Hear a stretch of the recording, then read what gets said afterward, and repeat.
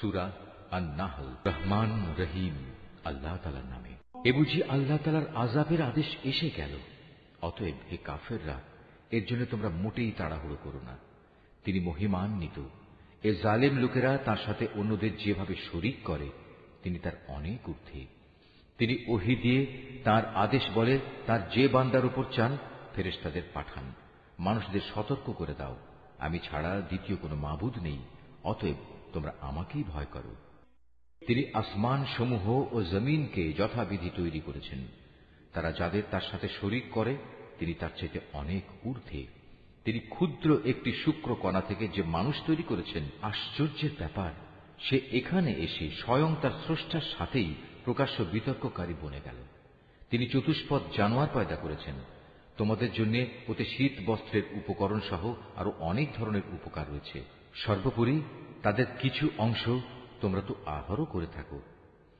তোমরা যখন গোধূলি লগ্নে ওদের ঘরে ফিরিয়ে আনো, আবার প্রভাতে যখন ওদের চারণভূমিতে নিয়ে যাও, তখন এর মাঝে তোমাদের জন্য নয়নাভিরাম সৌন্দর্য উপকরণ থাকে। তোমাদের পণ্য সামগ্রীর বোঝাও তারা এমন দূর দূরান্তের শহরে বন্দরে নিয়ে যায়, যেখানে প্রাণান্তকর কষ্ট ব্যথি রেখে তোমরা কোনো দিনই সেসব পণ্য নিয়ে পৌঁছতে পারতে না। অবশ্যই তোমাদের মালিক তোমাদের উপর স্নেহপরায়ণ ও পরম দয়ালু। তিনি ঘোড়া, খচ্চর ও গাধা সৃষ্টি করেছেন যাতে তোমরা আরোহণ করো। এছাড়া তাতে শোভা বর্ধনের ব্যবস্থা রয়েছে।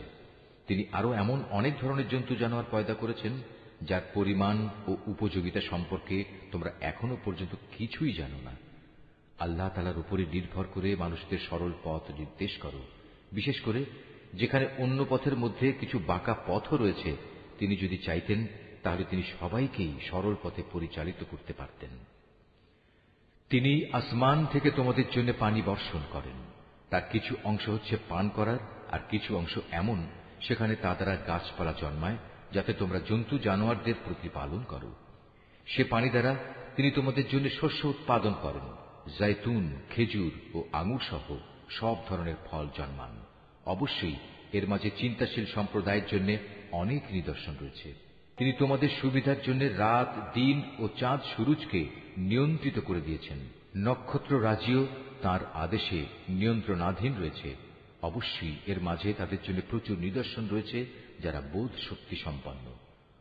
রং বেরঙের আরো অনেক বস্তুও তিনি তোমাদের নিয়ন্ত্রণাধীন করেছেন, যা পৃথিবীর বুকে তিনি তোমাদের জন্য সৃষ্টি করে রেখেছেন।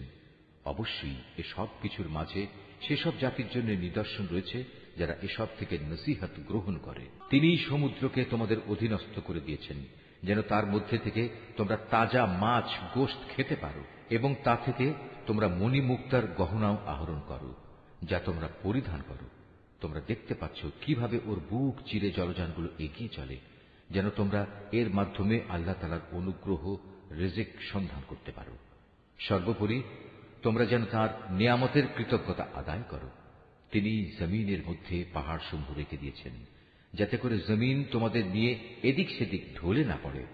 তিনি নদী ও পথঘাট বানিয়ে দিয়েছেন যাতে করে তোমরা সব জায়গা দিয়ে নিজেদের গন্তব্যস্থলে পৌঁছতে পারো। তিনি তোমাদের জন্য দিক নির্ণয়কারী চিহ্নসমূহ সৃষ্টি করেছেন। তাছাড়া নক্ষত্রের অবস্থান দ্বারাও মানুষ পথের দিশা পায়। অতঃপর তোমরাই বলো, যিনি এত কিছু সৃষ্টি করেছেন তিনি কি করে তার মতো হবেন যে কিছু সৃষ্টি করতে পারে না? তোমরা কি এ থেকে কোনো উপদেশ গ্রহণ করবে না? তোমরা যদি তোমাদের উপর আল্লাহ তাআলার নিয়ামতগুলো গণনা করতে চাও, তাহলে কখনো তা গণনা করে শেষ করতে পারবে না। নিশ্চয়ই আল্লাহ তাআলা ক্ষমাশীল ও পরম দয়ালু। তোমরা যা কিছু গোপন রাখো আর যা কিছু প্রকাশ করো, আল্লাহ তাআলা তা সবই জানেন। আল্লাহ তাআলাকে বাদ দিয়ে এরা কার্যসিদ্ধির জন্য যাদের ডাকে, তারা তো নিজেরা কিছুই পয়দা করতে পারে না, বরং তাদেরই সৃষ্টি করা হয়। সেগুলো তো হচ্ছে কতিপয় মৃত বস্তু, জীবিত কিছু নয়। অথচ তাদের এটুকুও বোধ নেই যে তাদের কখন আবার উঠিয়ে নেওয়া হবে। হে মানুষ, তোমাদের মাবুদ তো একজন, তিনি ছাড়া দ্বিতীয় কোনো মাবুদ নেই।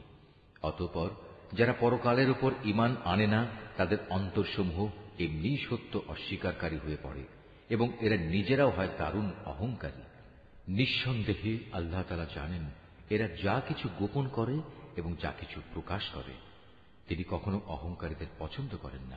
যখন এদের এ মর্মে জিজ্ঞেস করা হয়, তোমাদের মালিক কি ধরনের জিনিস নাজিল করলেন? তখন তারা বলে, তা তো আগের কালের উপকথা ছাড়া আর কিছুই নয়। ফলে শেষ বিচারের দিন এরা নিজেদের পাপের ভার পূর্ণ মাত্রায় বহন করবে। এরা সেদিন তাদের পাপের বোঝা বহন করবে, যাদের এরা জ্ঞান ভিত্তিক প্রমাণ ছাড়া গোমরা করে দিয়েছিল। ওরা যা বহন করে চলেছে তা কত নিকৃষ্ট। এর আগেও অনেক মানুষ দ্বীনের বিরুদ্ধে চক্রান্ত করেছিল, কিন্তু আল্লাহ তাআলা তাদের পরিকল্পনার সমগ্র ইমারত তার ভিত্তিমূল থেকে নির্মূল করে দিয়েছিলেন। ফলে তাদের এ চক্রান্তরূপী ইমারতের ছাদ তাদের উপরই ধসে পড়ল, এবং তাদের উপর এমন বহু দিক থেকেই আযাব এসে আপতিত হল, যা ছিল তাদের কল্পনারও বাইরে। কিয়ামতের দিন আল্লাহ তাআলা ওদের আরো বেশি পরিমাণে লাঞ্ছিত করবেন। তিনি তাদের জিজ্ঞেস করবেন, কোথায় আমার সেসব শরীক যাদের ব্যাপারে তোমরা মানুষদের সাথে বাক বিতণ্ডা করতে? যাদের সঠিক জ্ঞান দেয়া হয়েছিল তারা সেদিন বলবে, অবশ্যই যাবতীয় অপমান, লাঞ্ছনা ও অকল্যাণ আজ কাফেরদের জন্য। এরা হচ্ছে তারা ফেরেশতারা যাদের মৃত্যু ঘটায়, তা ঘটায় এমন অবস্থায় যখন তারা নিজেদের উপর জুলুম করতে থাকে। অতঃপর তারা উপায়ান্তর না দেখে আত্মসমর্পণ করে এবং বলে, আমরা তো কোনো মন্দ কাজ করতাম না। ফেরেশতারা বলবে, হ্যাঁ, তোমরা যা কিছু করতে আল্লাহ তাআলা সে সম্পর্কে সম্যক অবহিত রয়েছেন। সুতরাং আজ জাহান্নামের দরজাসমূহ দিয়ে তোমরা আগুনে প্রবেশ করো, সেখানে তোমরা চিরদিন থাকবে। অহংকারীদের আবাসস্থল কত নিকৃষ্ট। অপরদিকে পরহেজগার ব্যক্তিদের বলা হবে, তোমাদের মালিক তোমাদের জন্য কি নাজিল করেছেন? তারা বলবে, হ্যাঁ, এ হচ্ছে মহাকল্যাণ। যারা নেক কাজ করে তাদের জন্য এই দুনিয়ায়ও কল্যাণ রয়েছে, আর পরকালের ঘর তো হচ্ছে আরো উৎকৃষ্ট কল্যাণ। পরহেজগার ব্যক্তিদের এ আবাস কত সুন্দর, চিরস্থায়ী এক জান্নাত, যাতে তারা প্রবেশ করবে, যার পাদদেশে ঝর্ণাধারা প্রবাহিত হবে। উপরন্তু সেখানে তারা যা কিছুই কামনা করবে তাই তাদের জন্য সরবরাহের ব্যবস্থা থাকবে। এভাবেই আল্লাহ তাআলা পরহেজগার ব্যক্তিদের তাদের নেক কাজের প্রতিফল দান করবেন। এরা হচ্ছে তারা ফেরেশতারা যাদের পবিত্র অবস্থায় মৃত্যু ঘটাবে। তারা তাদের উদ্দেশ্যে বলবে, তোমাদের উপর শান্তি বর্ষিত হোক। দুনিয়ায় তোমরা যে আমল করতে তারই কারণে আজ তোমরা জান্নাতে প্রবেশ করো। হে নবী, তুমি কি মনে করো ওরা শুধু এজন্যই অপেক্ষা করছে যে তাদের কাছে একদিন ফেরেশতা নাজিল হবে, কিংবা তোমার মালিকের পক্ষ থেকে কোনো আযাবের হুকুম আসবে? এদের আগে যারা এসেছিল তারা এমনটিই করেছে। এদের উপর আযাব পাঠিয়ে আল্লাহ তাআলা কোনো জুলুম করেননি, বরং তারা নিজেরাই নিজেদের উপর জুলুম করেছে।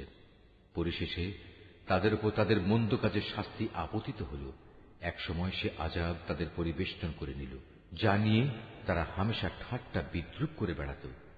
মুশরিকরা বলে, যদি আল্লাহ তাআলা চাইতেন তাহলে আমরা তো তাঁকে বাদ দিয়ে অন্য কিছুর ইবাদত করতাম না, না আমাদের বাপদাদারা অন্য কারো ইবাদত করত। আমরা তাঁর অনুমতি ছাড়া কোনো জিনিস হারামও করতাম না। একই ধরনের কাজ তাদের পূর্ববর্তী লোকেরাও করেছে। আসলে রসুলদের উপর সুস্পষ্ট বাণী পৌঁছে দেওয়া ছাড়া আর কোনো অতিরিক্ত দায়িত্ব কি আছে? আমি অবশ্যই প্রত্যেক জাতির কাছে রসুল পাঠিয়েছি, যাতে করে তাদের কাছে সে বলতে পারে, তোমরা এক আল্লাহ তাআলার ইবাদত করো এবং নাফরমান শক্তিসমূহকে বর্জন করো। সে জাতির মধ্যে অতঃপর আল্লাহ তাআলা কিছু লোককে হেদায়েত দান করেন, আর কতক লোকের উপর গোমরাহি চেপে বসে গেছে। অতএব তোমরা আল্লাহর জমিনে পরিভ্রমণ করো এবং দেখো যারা রসুলদের মিথ্যা প্রতিপন্ন করেছে তাদের কি ভয়াবহ পরিণাম হয়েছিল। হে নবী, তুমি এদের হেদায়েতের ব্যাপারে যতই আগ্রহী হও না কেন, এরা কখনো হেদায়েত পাবে না, কেননা আল্লাহ তাআলা যাকে গোমরা করে দিয়েছেন তাকে তিনি সৎ পথে পরিচালিত করবেন না। আর এমন লোকদের আযাব থেকে বাঁচানোর জন্য কোনো সাহায্যকারীও নেই। এরা আল্লাহ তাআলার নামে শক্ত ধরনের শপথ করে বলে, যে ব্যক্তির মৃত্যু হয়ে যায় তাকে আল্লাহ তাআলা কখনো দ্বিতীয়বার উঠিয়ে আনবেন না। হে নবী, তুমি বলো, হ্যাঁ, অবশ্যই এটা তাঁর সত্য ওয়াদা, কিন্তু অধিকাংশ মানুষই তো জানে না। এটা তিনি এজন্য করবেন যে বিষয়ে এরা মতবিরোধ করত। কিয়ামতের দিন তাদের জন্য তিনি তা স্পষ্ট করে দেখিয়ে দেবেন, এবং যারা আজ অস্বীকার করে তারাও একথাটা জেনে নেবে তারা সত্যি সত্যি ছিল মিথ্যাবাদী। আমি যখনই কোনো কিছু ঘটাতে চাই তখন সে বিষয়ে আমার বলা কেবল এটুকুই হয় যে হও, অতঃপর তা সংঘটিত হয়ে যায়। স্মরণ করো, যারা আল্লাহর পথে হিজরত করেছে, বিশেষ করে ঈমান আনার কারণে তাদের উপর জুলুম হওয়ার পর আমি অবশ্য তাদের এই পৃথিবীতেই উত্তম আশ্রয় দেব, আর আখেরাতের পুরস্কার তা তো এর থেকে অনেক বেশি শ্রেষ্ঠ। কত ভালো হতো যদি তারা কথাটা জানত। যারা বিপদে ধৈর্য ধারণ করে এবং যারা আল্লাহর উপর নির্ভরশীল থাকে, তাদের জন্য আখেরাতের অনেক পুরস্কার রয়েছে। হে নবী, আমি তোমার আগেও এ মানুষদের মধ্যে থেকেই কিছু ব্যক্তিকে রসুল বানিয়ে প্রেরণ করেছি, যাদের উপর আমি ওহী পাঠিয়েছি। অতএব যদি তোমরা না জানো তাহলে কেতাবধারীদের জিজ্ঞেস করো। এসব নবীকে আমি সুস্পষ্ট দলিল প্রমাণ ও কেতাব সহকারে পাঠিয়েছি। একইভাবে আজ তোমার কাছেও কেতাব নাজিল করেছি, যাতে করে যে শিক্ষা মানুষদের জন্য তাদের কাছে পাঠানো হয়েছে তুমি তা তাদের সুস্পষ্টভাবে বোঝাতে পারো, যেন তারা নিজেরাও একটু চিন্তা ভাবনা করে। যারা আল্লাহ তাআলা ও তার রসুলের বিরুদ্ধে হীন ও চক্রান্ত করে, তারা কি এ বিষয়ে নিশ্চিত ও নিরাপদ হয়ে গেছে সে আল্লাহ তাআলা এজন্য তাদের ভূগর্ভে ধসিয়ে দেবেন না, কিংবা এমন কোন দিক থেকে তাদের উপর আযাব এসে আপতিত হবে না যা তারা কখনো চিন্তাও করতে পারেনি, কিংবা তাদের তিনি এমন সময় পাকড়াও করবেন না যখন তারা চলাফেরা করতে থাকবে, এরা কখনোই তাকে তার কোনো কাজে অক্ষম করে দিতে পারবে না। অথবা এমন হবে না যে প্রথমে তিনি তাদের কিছু দূর চলতে দেবেন, অতঃপর পাকড়াও করবেন। অবশ্যই তোমার মালিক একান্ত স্নেহশীল ও পরম দয়ালু। এই আয়াতটি যিনি তেলাওয়াত করবেন এবং যিনি এই আয়াতটির তেলাওয়াত শুনবেন, তাদের সবাইকে এখানে একটি সাজদা আদায় করতে হবে। এটা ওয়াজিব।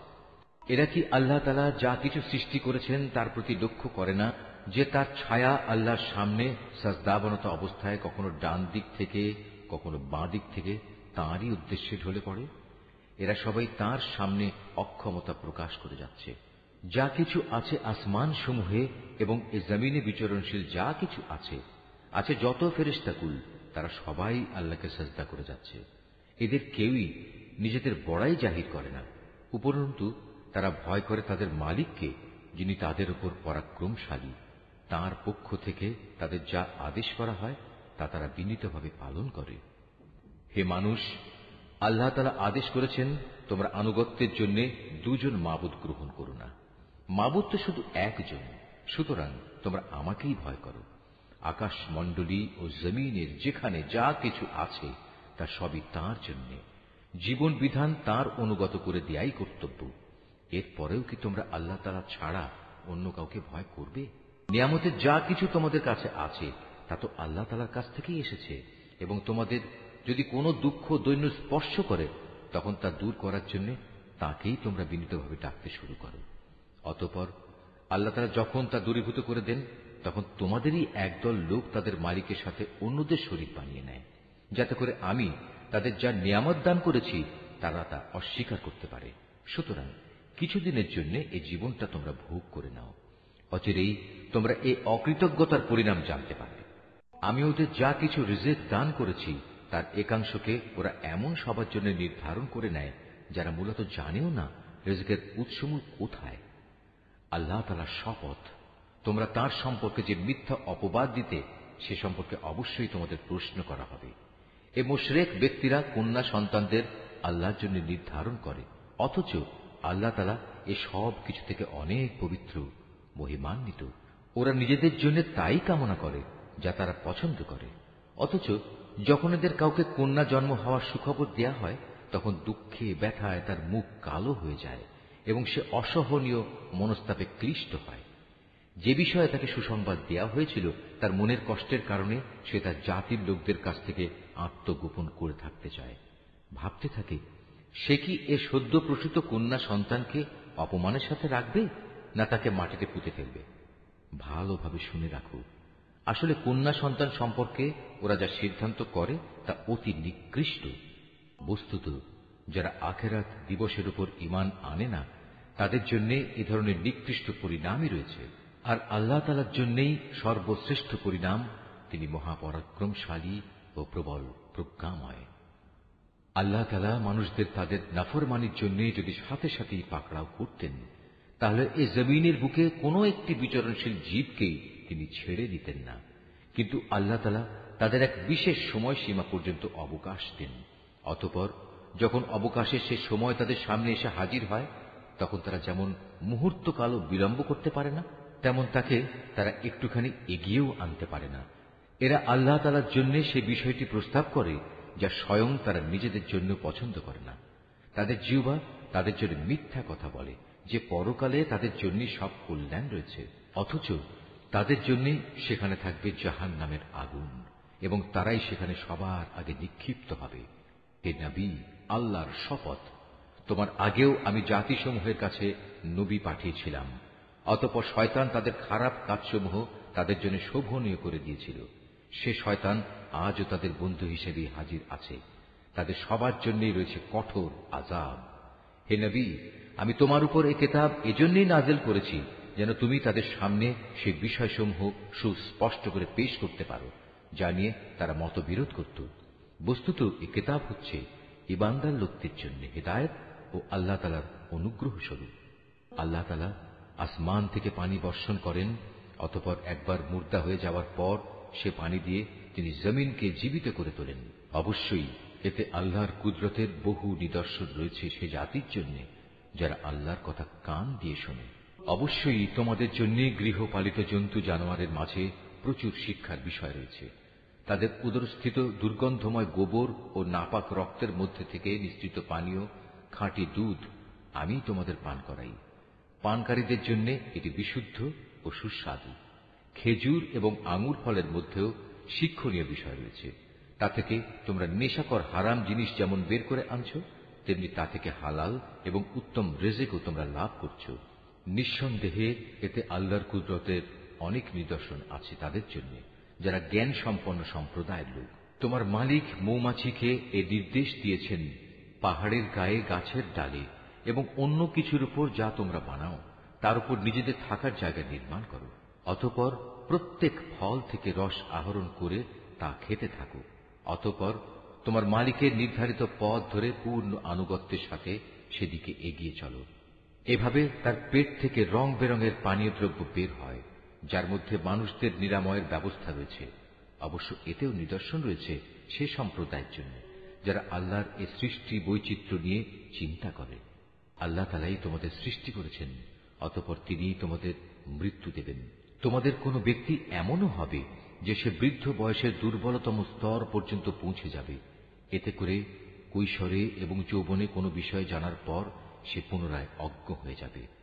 আল্লাহ তাআলা অবশ্যই সর্বজ্ঞ, তিনি সর্বশক্তিমান। আল্লাহ তাআলা তোমাদের কাউকে কারো উপর রিজিকের ব্যাপারে প্রাধান্য দিয়ে রেখেছেন, অতঃপর যাদের এ ব্যাপারে শ্রেষ্ঠত্ব দেয়া হয়েছে তারা আবার তাদের অধীনস্থ দাস দাসীদের নিজেদের সামগ্রী থেকে কিছুই দিতে চায় না। তাদের আশঙ্কা হচ্ছে এমনটি করলে এ ব্যাপারে তারা উভয়ই সমান পর্যায়ের হয়ে যাবে। তবে কি এরা আল্লাহর এই নিয়ামত অস্বীকার করে? আল্লাহ তাআলাই তোমাদের মধ্যে থেকে তোমাদের জোড় পয়দা করেছেন এবং তোমাদের এ যুগল দম্পতি থেকে তিনি তোমাদের পুত্র পৌত্রাদি সৃষ্টি করেছেন এবং তিনি তোমাদের উত্তম রিজিক দান করেছেন। তারপরেও কি এরা বাতিলের উপর বিশ্বাস স্থাপন করবে আর আল্লাহর নিয়ামতকে অবিশ্বাস করবে? এবং এরা কি আল্লাহ তাআলাকে বাদ দিয়ে তাদের বানানো মাবুদের গোলামি করবে যাদের আকাশমণ্ডলী ও জমিনের কোথাও থেকে কোন প্রকার রিজিক সরবরাহ করার কোনো ক্ষমতা নেই? সুতরাং হে মানুষ, তোমরা আল্লাহ তাআলার কোনো সদৃশ্য দাঁড় করিও না। অবশ্যই আল্লাহ তাআলা সব কিছু জানেন, তোমরা কিছুই জানো না। আল্লাহ তাআলা এখানে অপরের অধিকারভুক্ত একটি দাসের উদাহরণ দিচ্ছেন যে নিজে থেকে কোনো কিছু করার ক্ষমতা রাখে না। উদাহরণ দিচ্ছেন এমন ব্যক্তির সাথে যাকে আমি আমার পক্ষ থেকে উত্তম রিজিক দান করেছি এবং সে তা থেকে গোপনে ও প্রকাশ্যে ব্যয় করে চলেছে। তোমরা কি মনে করো এরা উভয় সমান? না, কখনো নয়। সমস্ত প্রশংসা আল্লাহ তাআলার জন্য, কিন্তু এদের অধিকাংশ মানুষই কিছু জানে না। আল্লাহ তাআলা আরো দুজন মানুষের উদাহরণ দিচ্ছেন। তাদের একজন হচ্ছে মূক, সে কোনো কিছুই নিজে থেকে করতে বা বলতে পারে না। সে সবসময় নিজের মনিবের ওপর বোঝা হয়ে থাকে। যেখানেই তাকে সে পাঠায় না কেন সে কোনো ভালো কিছু নিয়ে আসতে পারে না। এ অক্ষম ব্যক্তিটি কি সমান হতে পারে সে ব্যক্তির যে নিজে মুক্ত নয়, বরং সে অন্য মানুষদের ন্যায় কাজের আদেশ দিতে সক্ষম? সর্বোপরি যে ব্যক্তি সহজ সরল পথের উপর আছে। আসমান সমূহ ও জমিনের যাবতীয় অদৃশ্য জ্ঞান একমাত্র আল্লাহর জন্যই নির্দিষ্ট রয়েছে। কিয়ামত অনুষ্ঠানের ব্যাপার তো তাঁর কাছে চোখের পলকের ন্যায়, বরং তার চাইতেও নিকটবর্তী। আল্লাহ তাআলা অবশ্যই সর্ববিষয়ের উপর শক্তিমান। আল্লাহ তাআলা তোমাদের মায়ের পেট থেকে এমন এক অবস্থায় বের করে এনেছেন যে তোমরা তার কিছুই জানতে না। অতঃপর তিনি তোমাদের কান, চোখ ও দিল দিয়েছেন যাতে করে তোমরা শুকর আদায় করতে পারো। এরা কি পাখিটির দিকে তাকিয়ে দেখে না যে আকাশের শূন্য গর্ভে সহজে বিচরণ করছে? আল্লাহ তাআলা ছাড়া এমন কে আছে যিনি এদের শূন্যের মাঝে স্থির করে ধরে রাখেন? অবশ্যই এর নিপুণ ব্যবস্থাপনার মাঝে ঈমানদার সম্প্রদায়ের জন্য অনেক নিদর্শন রয়েছে। আল্লাহ তাআলাই তোমাদের জন্য তোমাদের ঘরগুলোকে শান্তির নীড় বানিয়েছেন। তিনি তোমাদের জন্য পশুর চামড়া দিয়ে তাঁবুর হালকা ঘর বানাবার ব্যবস্থা করেছেন যাতে তোমরা ভ্রমণের দিনে তা সহজভাবে বহন করে নিতে পারো। আবার কোথাও অবস্থান নেওয়ার সময়ও তা ব্যবহার করতে পারো। ওদের পশম, ওদের লোম, ওদের কেশ থেকে তিনি একটি নির্দিষ্ট মেয়াদের জন্য তোমাদের অনেক ব্যবহার উপযোগী সামগ্রী বানাবার ব্যবস্থা করে দিয়েছেন। আল্লাহ তাআলা যা কিছু সৃষ্টি করেছেন তা থেকে তিনি তোমাদের জন্য ছায়ার ব্যবস্থা করে দিয়েছেন। তিনি তোমাদের জন্য পাহাড়ের মাঝে আশ্রয়ের ব্যবস্থা করেছেন। তিনি আরো ব্যবস্থা করেছেন তোমাদের জন্য পরিধেয় বস্ত্রের, যা তোমাদের প্রচন্ড তাপ থেকে রক্ষা করে। আরো ব্যবস্থা করেছেন এমন পরিধেয় সমূহের যা তোমাদেরকে তোমাদের সমস্যা সংকট থেকে বাঁচিয়ে রাখে। এভাবেই তিনি তোমাদের উপর তার নিয়ামত সমূহ পূর্ণ করে দেন যাতে করে তোমরা তার অনুগত বান্দা হতে পারো। যদি তারা সত্য থেকে মুখ ফিরিয়ে নেয় তবে তুমি জেনে রেখো তাদের কাছে সুস্পষ্ট বক্তব্য পৌঁছে দেওয়া ছাড়া তোমার আর কোনই দায়িত্ব নেই। এসব লোকেরা আল্লাহ তাআলার নিয়ামত ভালো করেই চেনে, কিন্তু এ সত্ত্বেও তারা তা অস্বীকার করে। আসলে ওদের অধিকাংশ মানুষই হচ্ছে অকৃতজ্ঞ। স্মরণ করো যেদিন আমি প্রতিটি সম্প্রদায়ের মধ্যে থেকে এক একজন সাক্ষী দাঁড় করিয়ে দেব। অতঃপর কাফেরদের কোন রকম কৈফিয়ত দেওয়ার অনুমতি দেওয়া হবে না, না তাদের সেদিন আল্লাহ সন্তুষ্টির জন্য কোনো সুযোগ দেওয়া হবে। সেদিন যখন জালেমরা আযাব দেখতে পাবে তখন ভীষণ চিৎকার করে তা থেকে বাঁচার চেষ্টা করবে, কিন্তু কোন চিৎকারেই তাদের উপর থেকে শাস্তি লঘু করা হবে না, না এ ব্যাপারে তাদের কোন রকম অবকাশ দেওয়া হবে। মুশরিক ব্যক্তিরা যাদের আল্লাহর সাথে শরীক করেছিল সেদিন যখন তারা সেসব লোকদের দেখবে তখন বলবে, হে আমাদের মালিক, এরাই তো সেসব লোক যাদের আমরা তোমার বদলে ডাকতাম। অতঃপর সে শরীক কিংবা মুশরিক ব্যক্তিরা উল্টো তাদের উপরেই অভিযোগ নিক্ষেপ করে বলবে, না আসলে তোমরাই হচ্ছে মিথ্যাবাদী। তখন এ মুশরিক ব্যক্তিরা আল্লাহর কাছে আত্মসমর্পণ করবে। যা কিছু কথা তারা উদ্ভাবন করত সেদিন তা নিষ্ফল হয়ে যাবে। যারা কুফরি করেছে এবং অন্য মানুষদেরও আল্লাহর পথ থেকে বাধা দিয়েছে, আমি সেদিন তাদের আযাবের উপর আযাব বৃদ্ধি করব। এটা হচ্ছে তাদের সেই অশান্তি ও ফাসাদের শাস্তি যা তারা দুনিয়ায় করে এসেছে। সেদিনের কথা স্মরণ করো যেদিন আমি প্রত্যেক সম্প্রদায়ের মধ্যে স্বয়ং তাদেরই মধ্যে থেকে তাদের উপর একজন সাক্ষী উত্থিত করব, এবং এ লোকদের উপর আমি তোমাকেও সাক্ষী রূপে নিয়ে আসব। আমি তোমার উপর কেতাব নাজিল করেছি। মুসলমানদের জন্য এই কেতাব হচ্ছে দ্বীন সম্পর্কিত সব কিছুর ব্যাখ্যা, আল্লাহর হিদায়াত ও মুসলমানদের জন্য জান্নাতের সুসংবাদ স্বরূপ। অবশ্যই আল্লাহ তাআলা ন্যায় পরায়ণতা, সদাচরণ ও আত্মীয় স্বজনকে দান করার নির্দেশ দেন, এবং তিনি অশ্লীলতা, অসৎ কাজকর্ম ও সীমা লঙ্ঘনজনিত সব কাজ থেকে নিষেধ করেন। তিনি তোমাদের এগুলো মেনে চলার উপদেশ দেন যাতে করে তোমরা এ থেকে শিক্ষা গ্রহণ করতে পারো। যখন তোমরা নিজেদের মধ্যে আল্লাহর নামে কোনো অঙ্গীকার করো তখন তা পূর্ণ করো, এবং একবার এ শপথকে পাকাপোক্ত করে নেয়ার পর তা ভঙ্গ করো না, কেননা এ শপথের জন্য তোমরা আল্লাহকে সাক্ষী করেছ। অবশ্যই আল্লাহ তাআলা জানেন তোমরা কখন কোথায় কি করো। তোমরা কখনো সেই নারীর মতো হয়েও না যে অনেক পরিশ্রম করে নিজের জন্য কিছু সুতা কাটল, কিন্তু পরে তা নিজেই টুকরো টুকরো করে ছিঁড়ে ফেলল। তোমরা তো তোমাদের পারস্পরিক ব্যাপারে নিজেদের শপথগুলো ধোঁকা ও প্রবঞ্চনার উদ্দেশ্যে ব্যবহার করো, যাতে করে তোমাদের একদল আরেক দল থেকে অগ্রগামী হয়ে যেতে পারে। আসলে আল্লাহ তাআলা এই বিষয়টি দিয়ে তোমাদের পরীক্ষা নেন মাত্র। তাছাড়া তোমরা যেসব বিষয়ে মতবিরোধ করছো, কিয়ামতের দিন অবশ্যই তিনি তা সবার সামনে প্রকাশ করে দেবেন। আল্লাহ তাআলা যদি চাইতেন তাহলে তোমাদের সবাইকে এক জাতি বানিয়ে দিতে পারতেন। তিনি যাকে ইচ্ছা তাকে বিভ্রান্ত করেন, আবার যাকে ইচ্ছা তাকে সৎ পথে পরিচালিত করেন। তোমরা কি করতে সে সম্পর্কে তোমাদের অবশ্যই প্রশ্ন করা হবে। তোমরা তোমাদের শপথগুলো পরস্পরকে প্রবঞ্চনা করার উদ্দেশ্যে ব্যবহার করো না। এমন করলে মানুষের পা একবার স্থির হওয়ার পর পুনরায় পিছলে পড়ে যাবে, এবং আল্লাহর পথ থেকে মানুষদের বাধা দেওয়ার কারণে এ দুনিয়ায়ও তোমাদের শাস্তির স্বাদ গ্রহণ করতে হবে, এবং আখিরাতেও তোমাদের জন্য থাকবে কঠোর আযাব। তোমরা আল্লাহর নামে অঙ্গীকারকে দুনিয়ার সামান্য স্বার্থের বিনিময়ে বিক্রি করে দিও না। সততা ও বিশ্বস্ততার পুরস্কার যা আল্লাহর কাছে আছে তা তোমাদের জন্য অনেক উত্তম। যদি তোমরা জানতে, যা কিছু সহায় সম্পদ তোমাদের কাছে আছে তা একদিন নিঃশেষ হয়ে যাবে। অপরদিকে আল্লাহর কাছে এর যা বিনিময় আছে তা হামেশাই বাকি থাকবে। সে আশায় যারা ধৈর্য ধারণ করেছে এবং ভালো কাজ করেছে, নিশ্চয়ই আল্লাহ তাআলা তাদের সেসব কর্মের শ্রেষ্ঠ পুরস্কার দেবেন। তোমাদের পুরুষ কিংবা নারীর মধ্যে যে ব্যক্তি কোনো নেক কাজ করবে এমতাবস্থায় যে সে হবে যথার্থ মোমেন, তাহলে অবশ্যই তাকে আমি দুনিয়ার বুকে পবিত্র জীবন যাপন করাব, এবং আখিরাতের জীবনেও তাদের দুনিয়ার জীবনের কার্যক্রমের অবশ্যই উত্তম বিনিময় দান করব।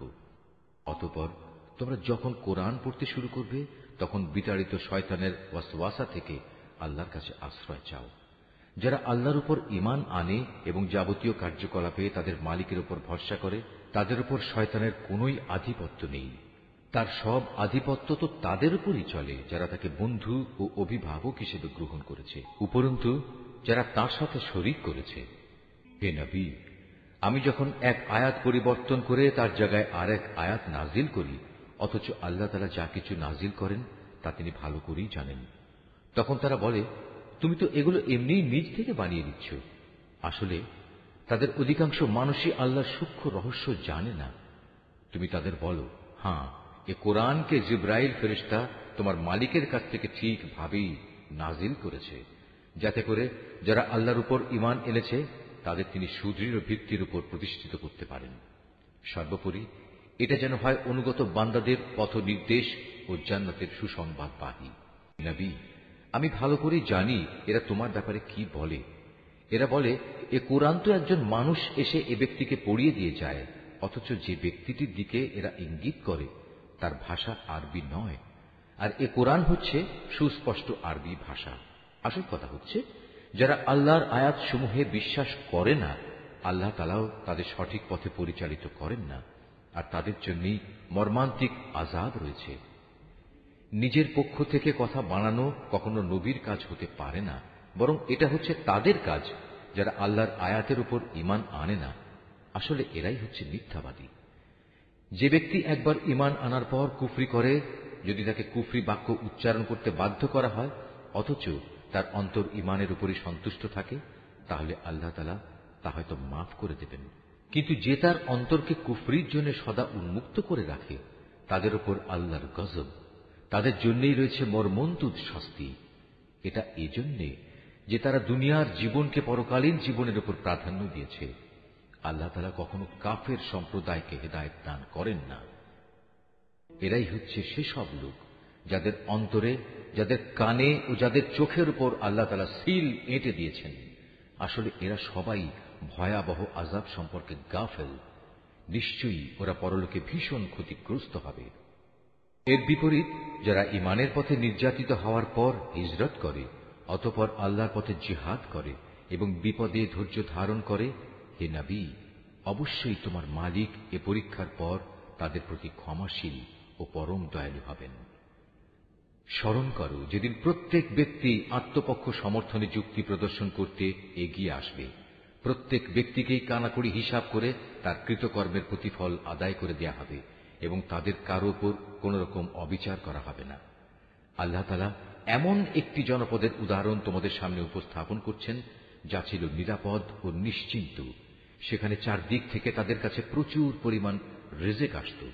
অতঃপর এক পর্যায়ে তারা আল্লাহর নিয়ামত অস্বীকার করল। ফলে তারা যে আচরণ করে বেড়াত তার শাস্তি হিসেবে আল্লাহ তাআলা তাদের ক্ষুধা ও ভীতির পোশাক পরিয়ে তাদের শাস্তি দিলেন।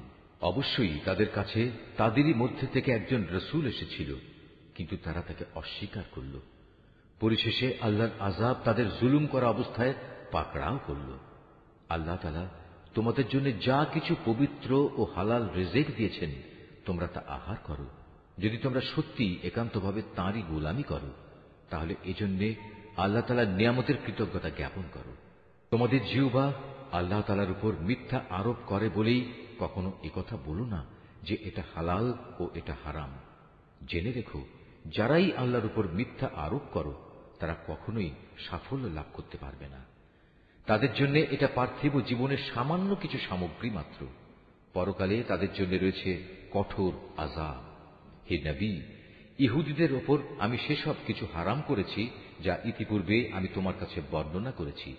এগুলো হারাম করে আমি তাদের উপর কোনো অবিচার করিনি, বরং তারা আমার আদেশ না মেনে নিজেরাই নিজেদের উপর অবিচার করেছে। অতঃপর অবশ্যই তোমার মালিক তাদের ওপর দয়া করেছেন যারা অজ্ঞতাবশত কোনো গুনাহের কাজ করল, অতঃপর অন্যায় বুঝতে পেরে তওবা করল এবং তওবার পর নিজেদের সংশোধনও করে নিল।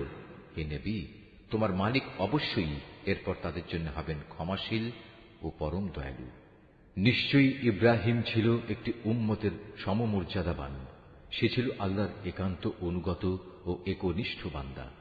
সে কখনো মুশরিকদের অন্তর্ভুক্ত ছিল না। সে ছিল আল্লাহ তাআলার নিয়ামতের প্রতি কৃতজ্ঞ। আল্লাহ তাআলা তাকে নবুয়তের জন্য বাছাই করেছেন এবং তাকে তিনি সরল পথে পরিচালিত করেছেন। আমি তাকে দুনিয়াতেও প্রচুর কল্যাণ দান করেছি, আর পরকালেও সে নিঃসন্দেহে নেক মানুষদের অন্তর্ভুক্ত হবে। অতঃপর হে নবী, আমি তোমার উপর ওহী পাঠালাম যে তুমি একনিষ্ঠভাবে ইব্রাহিমের মিল্লাত অনুসরণ করো, আর সে কখনো মুশরিকদের দলভুক্ত ছিল না। শনিবার পালন করা তো কেবল তাদের জন্যই বাধ্যতামূলক করা হয়েছিল যারা এ বিষয়টি নিয়ে অযথা মতবিরোধ করেছে। অবশ্যই তোমার মালিক কিয়ামতের দিন তাদের মাঝে সেসব বিষয়ে মীমাংসা করে দেবেন, যেসব বিষয়ে সেখানে তারা মতবিরোধ করত। হে নবী, তুমি তোমার মালিকের পথে মানুষদের প্রজ্ঞা ও সদুপদেশ দ্বারা আহ্বান করো। কখনো তর্কে যেতে হলে তুমি এমন এক পদ্ধতিতে যুক্তিতর্ক করো যা সবচাইতে উৎকৃষ্ট পন্থা। তোমার মালিক এটা ভালো করেই জানেন কে তার পথ থেকে বিপদগামী হয়ে গেছে, আবার যে ব্যক্তি হেদায়েতের পথে রয়েছে তিনি তার সম্পর্কেও সবিশেষ অবহিত আছেন। যদি তোমরা কাউকে শাস্তি দাও তাহলে ঠিক ততটুকু শাস্তি দেবে যতটুকু অন্যায় তোমাদের সাথে করা হয়েছে। অবশ্য যদি তোমরা ধৈর্য ধারণ করো তাহলে জেনে রেখো, ধৈর্যশীলদের জন্য তাই হচ্ছে উত্তম। হে নবী, তুমি নির্যাতন নিপীড়নে ধৈর্য ধারণ করো। তোমার ধৈর্য সম্ভব হবে শুধু আল্লাহ তাআলার সাহায্য দিয়েই। এদের আচরণের উপর দুঃখ করো না। এরা যেসব ষড়যন্ত্র করে চলেছে তাতে তুমি মনক্ষুণ্ণ হও না। অবশ্যই আল্লাহ তাআলা তাদের সাথে রয়েছেন যারা জীবনের সর্বত্র আল্লাহ তাআলাকে ভয় করে চলে। সর্বোপরি তারা হবে সৎ কর্মশীল।